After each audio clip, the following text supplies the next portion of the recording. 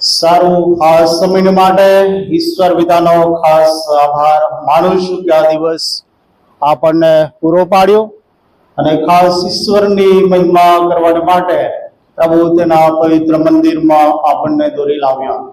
સેનાઈ ચાલોદ મંડળી માટે ખાસ આ સમયે આભાર માનું છું. પાસ્ટોરેટ કમિટીને માટે, બાળક સાહેબને માટે, વડીલોને માટે, સભાજનો માટે ખાસ આ સમયે આભાર માનું છું કે તમે પ્રેમથી અમારો આવકાર કર્યો છે અને માટે ઈશ્વર પિતાનો ફરીથી આભાર માનું છું. વચનમાં જતા પહેલા આવો આ સમય આપણા મસ્તકો પ્રભુને આગળ નમાવીએ, પ્રાર્થનામાં જોડાઈએ. સ્વર્ગીય સ્થાનોમાં બિરાજમાન અમારા પ્રભુ, અમારા સ્વામી, અમે તમારા નામને ધન્યવાદ આપીએ છીએ. માન, મહિમા, ગૌરવ પ્રભુ તમને આપતા અમારા મસ્તકો તમારી આગળ પ્રભુ અમે નમાવીએ છીએ. વાલા પ્રભુ, ખાસ આપણે તમારા પવિત્ર વચનો અમે મનન કરવા જઈ રહ્યા છે ત્યારે વિશેષ તમારી હાજરીનો અનુભવ પ્રભુ તમે કરાવો. અમને આત્મિક કાન પૂરા પાડો, તમે બોલો અને અમે સઘળા સાંભળીએ. આજના વચનો મારફતે પ્રભુજી તમે અમને આત્મિક આશીર્વાદ પૂરો પાડો એવી ખાસ અમે વિનંતી કરીએ છીએ. બોજબળની બળપાત્રને તમારા સામર્થ્યથી વેષ્ટિત કરો અને જેથી પ્રભુજી તમારા લોક સાંભળે અને આ વચનો મારફતે દરેકના જીવનમાં કાર્ય થાય એવી ખાસ વિનંતી હું તમને કરું છું. ઈશ્વર અમારા પ્રભુને લીધે અમારી પ્રાર્થના સાંભળો, માન્ય કરો. આમેન. સારું, બાળક સાહેબે મને ટાઈમ આપ્યો છે એટલે ટાઈમ પ્રમાણે હું ઝડપથી પૂરું કરવા માટે પ્રયત્ન કરીશ. પોઈન્ટ ટુ ધી પોઈન્ટ કેટલીક બાબતો હું સંદેશામાં જણાવીશ. ખાસ તો અલમાવાડી મિશન ફિલ્ડ માટે રિપોર્ટ આપી દેવામાં આવ્યો છે, મારી ઓળખાણ આપી દેવામાં આવી છે અને તેથી કરીને હું વધારે કંઈ કહેવા માંગતો નથી. પણ અત્યાર સુધી જે મંડળીઓ પર સેવા આપી એમાંની સૌપ્રથમ જે મંડળી છે તે સેનાઈ ઘોઘા મંડળી, ત્યારબાદ અરેફરેટી મંડળી અને સેન્ટ પોલ અને અગાપે ચર્ચ અને હાલમાં હું સેનાઈ મંડળીમાં સેવા આપું છું. જે વચનો વાંચવામાં આવ્યા એ છે નિર્ગમન તેનો 25મા અધ્યાય 1 થી 9 વચન અને બીજો શાસ્ત્ર ભાગ બીજો કરંથીઓનો પત્ર તેનો 9મો અધ્યાય 1 થી 9 કલમ સુધી આપણે વાંચન કર્યું છે. અને એમાંથી કેટલીક બાબતો આ સમય આપણે શીખવા માંગીએ છીએ. સમયના અભાવે આપણે બહુ ઝડપથી આ શાસ્ત્ર વાંચનમાં આગળ આપણે વધતા મનન આ સમય આપણે કરીશું. પ્રભુના આ સમય આભાર માનું છું કે જે વ્યવસ્થા અહીંયા આગાડી છે અને એ વ્યવસ્થા કે જે દાન શરૂઆતમાં આપવું અને ત્યારબાદ વચનો સાંભળવા એ બાબત મેં પહેલી વખતે અનુભવ કર્યો છે ને તેની માટે ખાસ વડીલો અને દરેકનો આભાર માનું છું. પ્રથાને માટે પણ આભાર માનું છું કે પહેલા ખરેખર દાનાર પણ આપવામાં આવે અને પછી આપણે સંદેશો સાંભળીએ અને એ વ્યવસ્થાને માટે પણ આ પ્રભુનો ખાસ આ સમયે આભાર માનું છું. મનુષ્યની ઘણી બધી ઈચ્છાઓ અને મહત્વકાંક્ષાઓ હોય છે અને માણસ એવું વિચારે છે કે મારા નામની સાથે સાથે મારી ગણના પણ થાય. કોઈક રીતે માણસ એ પ્રયત્ન કરે છે કે કોઈક રીતે મારી ઓળખાણ વધે અથવા સમાજમાં મારી નામના થાય એ માટે ઘણા બધા પ્રયત્નો એ કરવામાં આવતા હોય છે. જો કે મનુષ્ય એ તો નાશવંત છે, થોડા સમય માટે છે, છતાં પણ એ વ્યક્તિની ઈચ્છા એવી છે કે કંઈક સારું કાર્ય કરીને જાઓ અને એના માટે સારી સારી યોજનાઓ બનાવવામાં આવે છે. એ કાર્ય પાર પાડવા માટે એ પ્લાનિંગ કરવામાં આવે છે વાલો. અને એ જ રીતે સનાતન અનંત ઈશ્વરની પણ યોજનાઓ અને તેનો જે કાર્ય છે એ માણસના હિતને માટે જોવા મળે છે વાલો. અને આજના વચન મારફતે આ કેટલીક બાબતો હું તમને કહેવા માંગુ છું, અને એ છે કે દેવનું મિશન કાર્ય પર માણસોને માટે અદ્ભુત છે વાલો. અને એ બાબત આપણે નિર્ગમન 25મા અધ્યાય અને 1 થી 9 વચનમાં આપણે જોઈ શકીએ છીએ, અને એમાં ખાસ મૂસાનો ઉપયોગ કરવામાં આવે છે.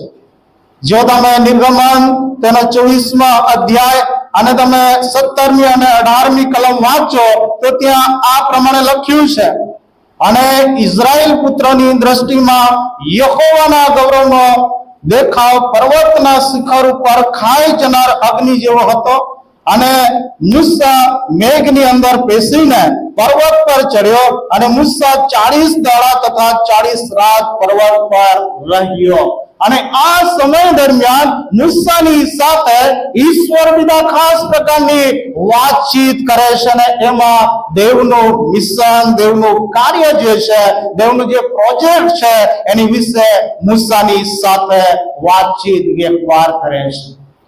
હવે પ્રશ્ન આપણને એ થશે કે શા માટે આ પ્રોજેક્ટની જરૂર પડી, શા માટે આ કાર્યની જરૂર પડી? તો તમે નિર્ગમન તેના 13મા અધ્યાયની અંદર વાંચો તો ત્યાં બહુ ગજબની વાત લખવામાં આવી છે. નિર્ગમન 13મો અધ્યાય અને 21મી કલમથી 22મી કલમમાં ત્યાં આગળ આપણે આ રીતે જોઈએ છે કે રાત્રે તેઓને દોરવાને માટે, માર્ગમાં દોરવાને માટે અગ્નિ સ્તંભ, અને દિવસે તેમને દોરવા માટે એ મેઘ સ્તંભની હાજરીમાં ઈશ્વર તેમને ખાસ પ્રકારે દોરવણી આપતો હતો.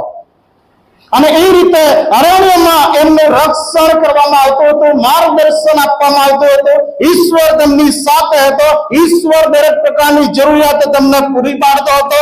અને એમ તેઓ આગળ વધી રહ્યા છે, અને હવે એ સિનાઈ પહાડ આગળ આવ્યા છે ત્યારે મૂસાને ખાસ પ્રકારનું એ દર્શન આપવામાં આવે છે, અને ત્યાં આગળ એક પ્રોજેક્ટ એ મૂકવામાં આવે છે વાળો.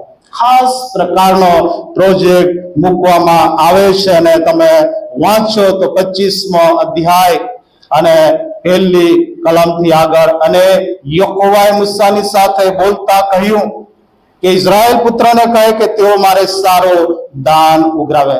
જેના મનમાં આપવાની હોશ હોય તે પ્રત્યેક માણસની પાસેથી મારું દાન ઉઘરાવો.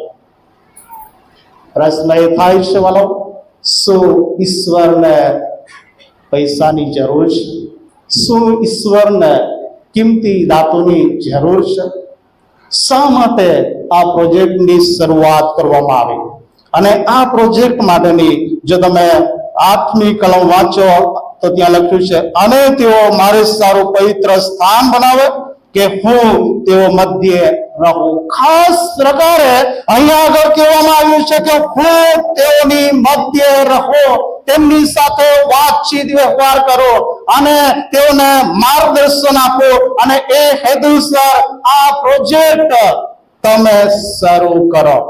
અને એની માટે કહેવામાં આવ્યું કે તેઓ મારે સારું દાન ઉઘરાવે. ઈશ્વરને કશાની જરૂર નથી વાલો, કારણ કે ઈશ્વરનો દરેક જે કંઈ આપણે જોઈ શકીએ છીએ બધું ઈશ્વરનું છે.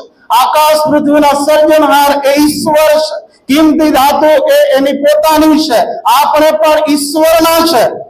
છતાં પણ અહીંયા આગળ લખવામાં આવ્યું છે કે તેઓ મારે સારું દાન ઉઘરાવે, જેના મનમાં આપવાની હોશ હોય તે પ્રત્યેક માણસની પાસેથી મારું દાન ઉઘરાવો. બળજબરીની વાત અહીંયા આગળ લખવામાં આવી નથી કે તમે આપો ને આપો જ, પણ હોશથી, ખંડથી, ઉત્સાહથી એ દાન આપવાની વાત અહીંયા આગળ કરવામાં આવી છે. અને વાલાઓ, ઈશ્વર દરેક વ્યક્તિને એ સમય આપે છે, સમય આપે છે કે એની મહિમા થાય અને ઈશ્વરનું કાર્ય થાય.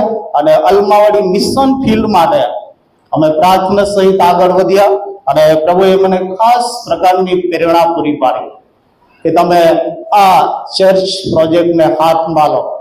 અને અમે પ્રાર્થના સહિત આગળ વધ્યા, અને અત્યાર સુધી તમે જોઈ શકો છો તેમ કે એ ચર્ચ એ પૂર્ણતાને આરે પહોંચ્યું છે.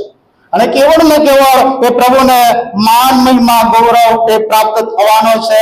અને વાળાઓ ખરેખર આ જે પવિત્ર મંદિરમાં જ્યારે બેઠા છે ત્યારે આપણને આનંદ થાય છે. આ ચર્ચને ઘણા બધા વર્ષો થઈ ગયા છે. ભારત સાહેબે મને જણાવ્યું તે પ્રમાણે કે લગભગ 100 જેટલા વર્ષ આ ચર્ચને પૂર્ણ થયા છે. અને આ જે મિશન કમ્પાઉન્ડ છે એ મિશનરીઓ દ્વારા છે, એટલે ઘણા બધા વર્ષોથી આ પ્રોપર્ટી અસ્તિત્વમાં છે વાળો. અને એ દ્વારા કેવળ ને કેવળ એ પ્રભુને માન મહિમા ગૌરવ પ્રાપ્ત થયો છે. અને માટે ઈશ્વર બીજાનો આપણે આભાર જ માનીએ છીએ. માથીની લખેલી સુવાર્તા 18મો અધ્યાય અને 20મી કલમમાં લખવામાં આવ્યું છે કે જ્યાં 2 અથવા 3 મારે નામે એકઠા થયેલા હોય ત્યાં તેઓની વચમાં હોય છે. પ્રભુના વચને પ્રમાણે કહે છે કે જ્યાં 2 અથવા 3 મારા નામે એકઠા થયેલા હોય ત્યાં તેઓની વચમાં હોય છું. આ પવિત્ર મંદિરમાં જ્યારે આપણે એકઠા મળીએ છીએ ત્યારે વાલો ઈશ્વરની હાજરીનો અનુભવ આપણે કરી શકીએ છીએ. પણ પહેલો કોરિન્થી તેનો 3જો અધ્યાય અને 16મી કલમમાં એમ પર લખવામાં આવ્યું છે કે તમે દેવનું મંદિર છો અને તમારામાં દેવનો આત્મા વસે છે. એ શું તમે નથી જાણતા? તો પછી શા માટે ઈશ્વર એ પોતાનું મંદિર બનાવવાની યોજના કરે છે? શા માટે એ મુલાકાત મંડપ બનાવવાની યોજના કરે છે? કારણ કે ઈશ્વર એ અલગ અલગ રીતે એ ધોરણની આપવા માંગે છે. અને આપણે ઉપલી મેળીમાં પણ જોઈ શકીએ છીએ કે જ્યારે 120 માણસો એ પ્રાર્થના કરવા માટે એકઠા મળ્યા અને તેઓ સતત પ્રાર્થના કરતા હતા, એવા સમયે એ પવિત્ર આત્મા 50ના દિવસે ઉતરી પડે છે અને તેઓ પવિત્ર આત્માથી ભરપૂર થાય છે વાળો.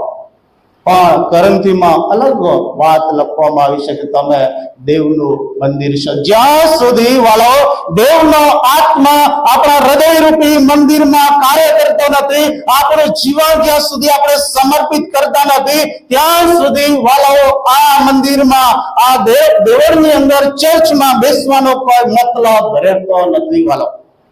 અને માટે વાળો પોતે આપણે દેવનું મંદિર છે અને પ્રભુ આપણો ઉપયોગ કરવા માંગે છે. અને જે મુલાકાત મંડપમાં ઈશ્વર પિતા રહેવા માંગે છે, હાજરી આપવા માંગે છે, એ જ પ્રમાણે હાલના દિવસોમાં પણ આપણા પવિત્ર મંદિરમાં ઈશ્વર પિતા એ હાજરી આપવા માંગે છે. સાથે આપણા હૃદયમાં પવિત્ર આત્મા એ વાસ કરવા માંગે છે. અને માટે જો તમે બીજી કલમથી આગળ વાંચો, 3જી કલમમાં લખ્યું છે તેઓની પાસેથી જે દાન ઉઘરાવું તે આ પ્રમાણે છે: સોનું તથા રૂપું તથા પિત્તળ અને નીલ તથા જાંબુડા તથા કિરમંજી રંગ ને સણ તથા બકરાના વાળ અને ઘેટાના લાલ રંગેલા ચામડા તથા સીલ માછલીના ચામડા ને 52નું લાકડું, આ બધી સામગ્રી વાત કરવામાં આવી છે. ઘણી બધી વસ્તુ તો આપણે જોઈ પણ નથી વાળો. આ જે સામગ્રી છે એ આપણે જોઈ નથી. શા માટે આ બધી જે સામગ્રી છે, કિંમતી જે તત્વો છે, ધાતુ છે, એ શા માટે એ ઉઘરાણું કરવાનું? કારણ કે ઈશ્વરનું મંદિર કેવું હોય? પવિત્ર મંદિર હોય. અને એ પવિત્ર મંદિરમાં ઈશ્વર એ વાસ કરવા માંગે છે. માટે જ્યારે એ મુલાકાત જે મંડપ બનાવવાનો છે એ મુલાકાત મંડપમાં કરાર કોષ મૂકવાનો છે, દયાસન મૂકવાનું છે, મેજ મૂકવાની છે, દીપ વૃક્ષ મૂકવાનું છે અને મુલાકાત મંડપની અંદર અન્ય જે સામગ્રી છે એ બધી જ એ તત્વોમાંથી, ધાતુમાંથી એ બનાવવામાં આવે. અને એટલા માટે ત્યાં આગળ એમને કહેવામાં આવે છે કે તમે આ સામગ્રી મારે સારું તમે ઉઘરાવો. અને જેથી કરીને 9મી કલમમાં લખવામાં આવ્યું છે જે સર્વ હું તને દેખાડું છું એટલે મંડપનો નમૂનો તથા તેના સર્વ સામાનનો નમૂનો તે પ્રમાણે તમે તે બનાવો. આ દેવનું જે મિશન છે એ મિશનને માટે મૂસાને ખાસ પ્રકારે કહેવામાં આવ્યું. આજે વાળાઓ જે મૂસાનો ઉપયોગ કરવામાં આવ્યો એ જ રીતે પ્રભુ આપણો પણ ઉપયોગ કરવા માંગે છે. હું દાન માટે બિલકુલ કશું કહેવાનો નથી કે અમે દાન ઉઘરાવવા માટે આવ્યા છે એટલે દાન પર બોલીશ એ નહીં. પણ વાલો કેટલીક સ્પિરિચ્યુઅલી જે બાબતો છે એ બાબત હું ખાસ કહેવા માંગુ છું. આજે પ્રભુ આપણો પણ ઉપયોગ કરવા માંગે છે કે જેમ મૂસાનો ઉપયોગ ઈશ્વર પિતાએ કર્યો એ જ પ્રમાણે આજે દરેક વ્યક્તિ સર્વ નાના મોટાનો પ્રભુ ઉપયોગ કરવા માંગે છે. ક્યારે ઉપયોગ થાય? પ્રેક્ટિકલી થોડુંક આપણે વિચારીએ, પ્રભુ ક્યારે આપણો ઉપયોગ કરે? આજે જે પ્રાર્થનાનો જે સમય છે ને એ સમય ઓછો થઈ ગયો છે, વચનો વાંચવાનું ઓછું થઈ ગયું છે, ગીતો ગાવાનું ઓછું થઈ ગયું છે. કદાચ આપણે ક્વાયરમાં ઓછો સમય આપી શકીએ, પાસ્ટર કમિટીમાં ઓછો સમય આપી શકીએ, પાળક સાહેબને આપણે મુલાકાત આપણે એમને કરી શકીએ નહીં, એમને સહકાર ના આપી શકીએ. એવું ઘણું બધું થઈ રહ્યું છે વાલો. સમય બદલાયો છે, ફેસિલિટીઓ વધી છે, એની સાથે સાથે આત્મિક નબળાઈઓ પણ આપણા જીવનમાં વધી છે. મૂસા વિશે જો આપણે જોઈએ તો નિર્ગમન 24 અને 17, 18 જે કલમ વાંચી છે ને એમાં મૂસા 40 દિવસ અને 40 રાત સુધી દેવની સાથે રહ્યો, દેવની સાથે રહ્યો વાલો, અને દેવનું સાંભળ્યો. અને એ સમય દરમિયાન એને ભૂખ લાગી નથી, એને તરસ લાગી નથી. ઈશ્વરની સાનિધ્યમાં એ વ્યક્તિ બેઠો છે વાલો. અને આજે જો આપણે એક દિવસ ઉપવાસ પ્રાર્થના કરવાનું હોય તો કેવી દશા થાય? વિચાર્યું છે ક્યારે કે જો આપણે એક દિવસ પ્રાર્થના કરવાની હોય, ઉપવાસ કરવાનો હોય તો ફાફા પડી જાય, અઘરું પડી જાય, આપણને ભૂખ સહન ના થાય. પણ મૂસા 40 દિવસ અને 40 રાત સુધી ઈશ્વરના ચરણોમાં બેસે છે, અને માટે દેવનો પ્રોજેક્ટ એને આપવામાં આવે છે, એ મિશન આપવામાં આવે છે, દેવનું કાર્ય આપવામાં આવે છે. આજે હું આપ સર્વોને, સૌ કોઈ નાના મોટાઓને ખાસ હું કહેવા માંગુ છું કે જો આપણે આપણું જીવન પ્રભુને સમર્પિત કરીએ છીએ, ઈશ્વરની સાનિધ્યમાં આપણે જઈએ છીએ, એ પ્રભુ પર આપણે વિશ્વાસ કરીએ છીએ, તો પ્રભુ ચોક્કસ આપણો ઉપયોગ કરે છે. બાળકોને મારે ખાસ કહેવું છે, કારણ કે બાળકોની સંખ્યા ખાસ વધી છે. નીતિ વચન 1 અધ્યાય 7મી કલમ શું લખ્યું છે? કોઈ બાળકોને ખબર છે? નીતિ વચન 1 અધ્યાય 7મી કલમ શું લખ્યું છે?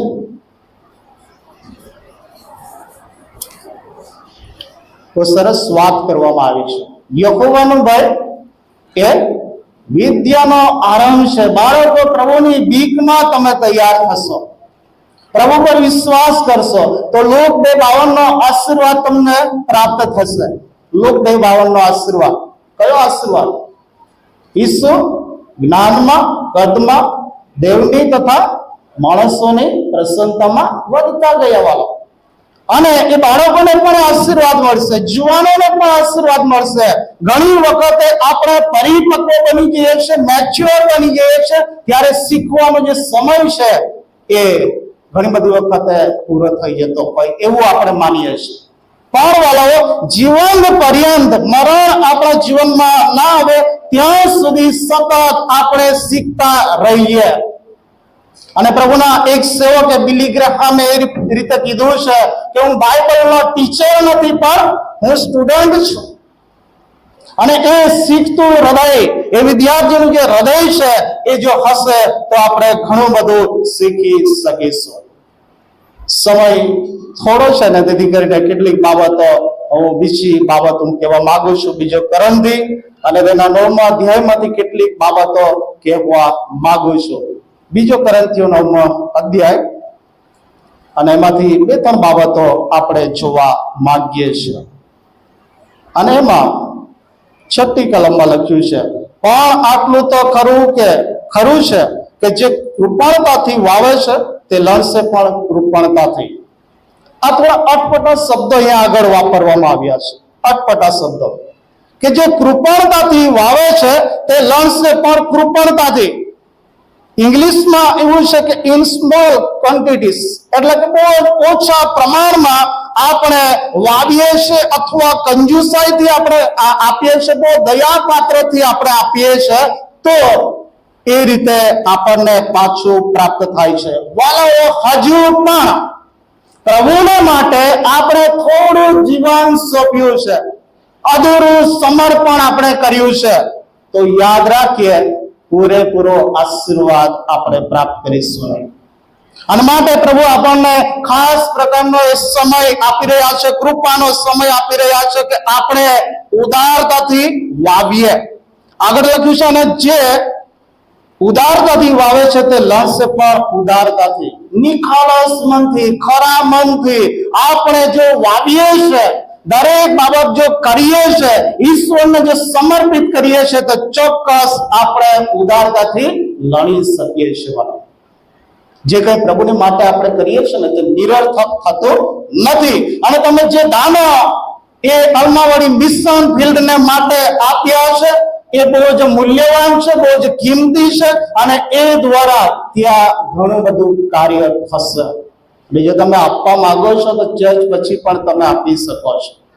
જો કોઈને ઈચ્છા થાય છે કે મિશન ફિલ્ડ માટે અમે આપીએ તો તમે આપી શકો છો. અને અમે પ્રોમિસ કરીએ છીએ, આમંત્રણ ચોક્કસ અમે આપીશું. તમે આવજો, એ એરિયાને જજો, એ ગામડું કેવું છે, ત્યાં આગળ જે કાર્ય થઈ રહ્યું છે એ પણ તમે નિહાળી શકો છો, અને એ રીતે ત્યાં તમે મુલાકાત લઈ શકો છો.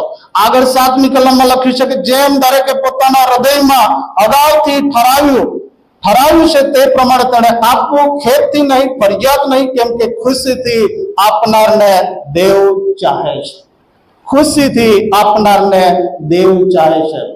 લુકની લખેલી સુવાર્તા 6ઠો અધ્યાય અને 38મી કલમમાં લખવામાં આવ્યું છે, આપો તો તમને અપાશે. એવું લખ્યું છે ને, આપો તો તમને અપાશે. પણ આપણને માથીની લખેલી સુવાર્તા 7મો અધ્યાય અને 7મી કલમ વધારે આપણને યાદ રહે છે. માથી 7:7 શું લખ્યું છે? માથી 7:7 માગો તો તમને મળશે. હા ને? એટલે ઘણી બધી વખત આપણે માગીએ છીએ વાલો, આપણી પાસે ઘણું બધું હોય છતાં પણ આપણે માંગણી કરીએ છીએ, પ્રભુની પાસે વિનંતીઓ આપણે લઈ જઈએ છીએ, ડિમાન્ડ કરીએ છીએ. પણ વાલો, પ્રભુનું વચન એમ પણ જણાવે છે કે આપો તો તમને અપાશે. જો આપણે બેંકમાં ઇન્વેસ્ટ કરીએ છીએ, મૂકીએ છીએ, બચત કરીએ છીએ, તો એનું વ્યાજ વધશે. એ જ રીતે દેવની સેવા માટે જો તમે આપો છો તો ચોક્કસ એનું ગ્રોથ થાય છે, એની વૃદ્ધિ થાય છે. પ્રભુના એક સેવક, એમણે બહુ જ નાનો ધંધો ચાલુ કર્યો, અને જ્યારે આવક આવી પાળક સાહેબની પાસે એ ગયા, અને એમણે કીધું કે જે આવક આવી છે એ આવકનું મારે શું કરવું જોઈએ? અને પાળક સાહેબે કીધું કે તમે એમાંથી દશાંશ આપો. અને એ વ્યક્તિને એવું લાગ્યું કે હું દશાંશ આપી દઈશ તો મારી પાસે શું બચશે? અને કીધું કે બાળક સાહેબ બીજી વખત આપીશ. અને એમણે કીધું ના, આપો તમે અને ચોક્કસ તમને મળશે. અને વ્યક્તિએ દશાંશ આપ્યું. બીજી વખતે જ્યારે એ વ્યક્તિ આવી અને એમણે કીધું કે મને ઘણો બધો નફો થયો છે, મારે શું કરવું જોઈએ? કે દાન આપ. એમણે કેટલું આપ્યું? 20% દાન આપ્યું. કેટલું? 20% દાન આપ્યું. અને વધતું ગયું, અને છેલ્લે એમણે 90% સુધી દાન આપ્યું. આપણે આપી શકીએ? હા, ના આપી શકીએ. એ કોણ હતા ખબર છે? William Colgate. શું? વિલિયમ કોલગેટ, કે જેણે 90% સુધી દાન આપ્યું. અને આજે જ્યારે આપણે દુકાનમાં જઈએ છીએ તો ટૂથપેસ્ટ બોલતા નથી, આપણે શું બોલીએ છીએ? કોલગેટ. એ મોય ચડી ગયું છે. આપણે ડાયરેક્ટ શું કહ્યું છે? કોલગેટ આપો. અને પછી પેલા પૂછે કે કયું કોલગેટ આપો, અને પછી આપણે નામ બોલીએ. અને ઈશ્વર એટલા બધા એમને ફેમસ કરે છે કારણ કે એનું આપતું જે હૃદય હતું, અને માટે ઈશ્વર પણ તેને આપે છે. પ્રેરિતોના કૃત્ય અને 20મો અધ્યાય 35મી કલમમાં લખ્યું છે કે લેવા કરતા આપવામાં વધારે ધન્યતા છે. લેવા કરતા આપવામાં વધારે ધન્યતા છે. ઘોઘા મંડળી પર હું સેવા કરતો હતો. 3000 રૂપિયા પગાર થાય, અને પછી એમાં 300 રૂપિયા આપવાના થાય. અને ઘણી વખત વિચાર કર્યો કે ભાઈ 300 રૂપિયા શા માટે આપવાના? જીવન તો સોંપી દીધું છે ફૂલ ટાઈમ મિનિસ્ટ્રી માટે, તો પછી શા માટે આપવાનું? અને ઘણી બધી વખતે દેવનું જે દશાંશ છે, દાન છે, એને ચોરી લેવામાં આવે. અને તમે નહીં માનો, એટલી બધી ઘણી બધી વખતે મુશ્કેલી આવી છે કે બીજા જોડે પૂછી ના લેવા પડે. અને મેં વિચાર્યું કે ચાલો દાન આપણે આપવાની શરૂઆત કરીએ. અને દાન આપવાથી પ્રભુએ ઘણા બધા આશીર્વાદો આપ્યા. મહિનો પૂરો થાય જાય છતાં પણ પૈસા બચત રહે. મારો પોતાનો અનુભવ છે. અને તેથી કરીને વાલો આપણે ઈશ્વરને આપીએ, કારણ કે ઈશ્વરે પોતાનો દીકરો આપણી માટે આપી દીધો છે. યોહાન 3:16 એ પ્રમાણે કહે છે, કેમ કે દેવે જગત પર, બાળકો બોલશો, કેમ કે દેવે એટલી પ્રીતિ કરી કે તમે એ સારું કે તેના પર વિશ્વાસ કરે, તેનો નાશ ન થાય પણ તે અનંત જીવન પામે. વાલાઓ, યોહાન 10:10 એમ લખ્યું છે, ચોર ચોરી કરવા, મારી નાખવા, નાશ કરવા બીજી કોઈ મતલબથી આવતો નથી, પણ તેઓને જીવન મળે અને તે પુષ્કળ મળે માટે હું આવ્યો છું. અને પ્રભુનો આપણે આભાર માનીએ કે પ્રભુના એ મિશનમાં આપણને સામેલ કર્યા છે, દેવના મિશનમાં આપણને સામેલ કર્યા છે કે આપણે બીજાને સુવાર્તા આપીએ, દેવનું નામ આપણે જણાવીએ અને કોઈક રીતે બીજા ઉપર દેવના વાડામાં, દેવના રાજ્યમાં ઉમેરવા છે. અને એટલા માટે અલ્માવાડી મિશન ફિલ્ડને એ ડેવલપ કરી રહ્યા છે. ને ત્યારે તમારી ઉદારતાને માટે આ સમયે ખાસ ઈશ્વર પિતાનો આભાર માનું છું. મને જે સમય આપવામાં આવ્યો એ પૂર્ણ થાય છે ને ત્યારે આવો આ સમય આપણે સમર્પણની પ્રાર્થનામાં જોડાઈશું. પ્રાર્થના કરીએ. પવિત્ર પ્રેમાળ પ્રભુ, રાજાઓના રાજા, પ્રભુના પ્રભુ, અમે તમારી સ્તુતિ કરીએ છીએ, તમારી આરાધના કરીએ છીએ. તમારા બાળકો તરીકે અમે તમારી આગળ પ્રભુ અમે નમ્યા છે. દેવના મિશન કાર્યમાં પ્રભુ તમે અમને સામેલ કર્યા છે. ફક્ત પાળક સાહેબ, મિશનરી સાહેબો કે માનસ સેવકો જ નહીં, પણ મંડળીના દરેક સર્વ નાના મોટાઓ મિશન કાર્યમાં જોડાયેલા છે. ઇઝરાયલથી પકડી લાવવામાં આવેલી દીકરી કે જે અરામી નામાન અને પરિવારને સુવાર્તા આપે છે, એક નાની સુવાર્તાને કારણે નામાનનો કોડ એ મટી જાય છે, એને સાજાપણું મળે છે. દેવ એ ચમત્કાર કરે છે. પ્રભુ આજે તમે દરેક સર્વ નાના મોટાનો ઉપયોગ કરો. પ્રભુ દરેકની સાથે વાતચીત વ્યવહાર કરો, આત્મિક જીવનમાં ઉન્નતિ આપો. દિન પ્રતિદિન પ્રભુ અમે તમારામાં વૃદ્ધિ પામીએ. પ્રભુ આત્મિક બાબતોની અમે ખોજ કરીએ, એની માટે પ્રભુ તમે અમને સહાય પૂરી પાડો. જે વચનો અમારી મધ્ય આવ્યા છે એ વચનો સમજવા, શીખવા, મનન કરવા, જીવનમાં લાગુકરણ કરવા તમે અમને સહાય પૂરી પાડો. ફરીથી અમે સગડા તમારા પવિત્ર હાથોમાં સમર્પિત થતા ઈશ્વર અમારા પ્રભુને લીધે અમારી પ્રાર્થના સાંભળો, માન્ય કરો. આમેન. Thank you.